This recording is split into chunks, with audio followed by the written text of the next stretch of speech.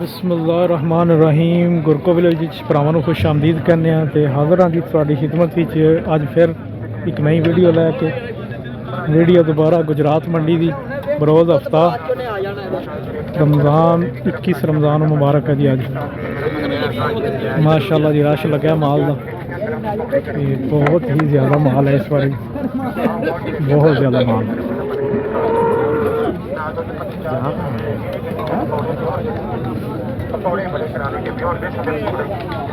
देख सकते हो जी वीडियो थोड़ी नज़र कर रहे हैं।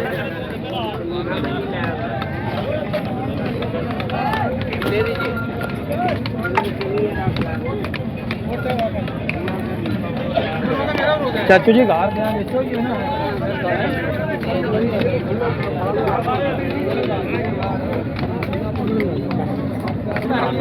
देखो जी माशाल्लाह बड़ी ज़बरदस्त गाड़ी,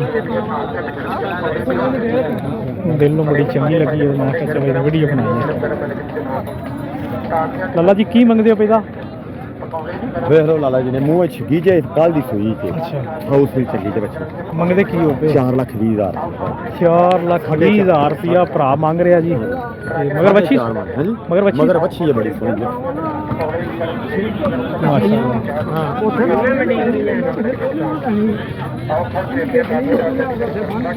क्या बात, मगर बच्ची ये ताज़ी सुई है।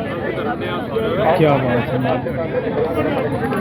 देखो जी मज माशाल्लाह चंगी मज है जी। भाई को पूछने की हिसाब किताब है। लाला जी मगर की सू की है कट्टा कट्टी मगर कट्टी जनाब की मंगते हो पैदा? 6 लाख रुपया काजरी मांग रहे हैं जी। तो मगर कट्टी इस मज का 6 लाख रुपया फाला जी। मगर देखा जी अगा ते देखो जी मज माशाल्लाह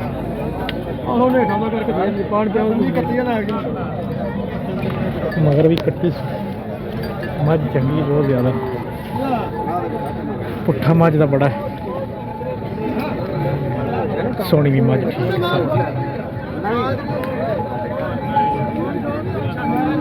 क्या बात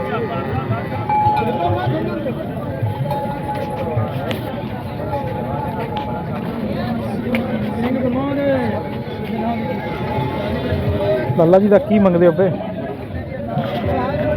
भाई 7.5 लाख 7.5 लाख रुपया मंगते हैं पे। कोई फर्क नहीं कहने आया गया तो प्यार मोहब्बत हो जाएगा।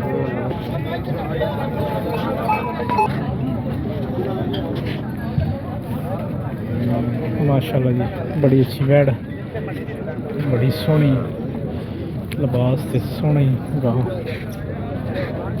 जबरदस्त माशाल्लाह।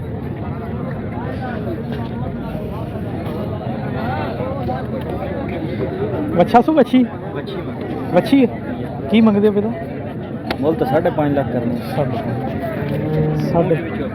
मूँह च चोगी है जी वैट ते मगर बच्ची 15-20 दिन की सूई है ते जवान पे दसदा जी 5.5 लाख रुपया मुल कर रहे हैं माशाल्लाह।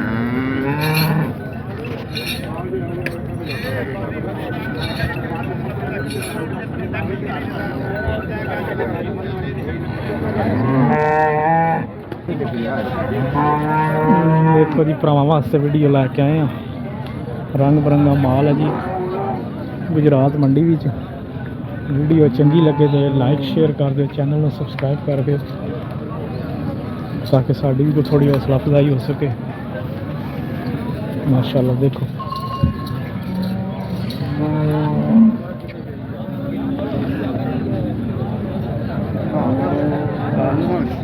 देखो जी गाँव क्या बात है।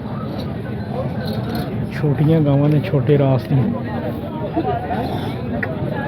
क्या ही बात माशाल्लाह।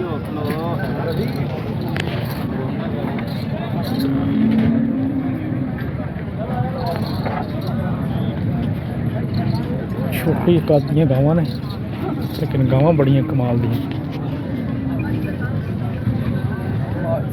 5 ਲੱਖ ਰੁਪਇਆ ਮੰਗ ਰਹੇ ਨੇ ਇਹਨਾਂ ਦਾ। 3 ਗਾਵਾਂ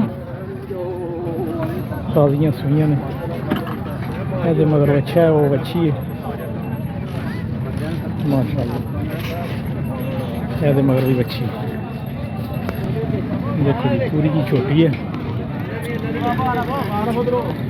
ਸੋਹਣੀ ਛੋਟੀ ਹੈ।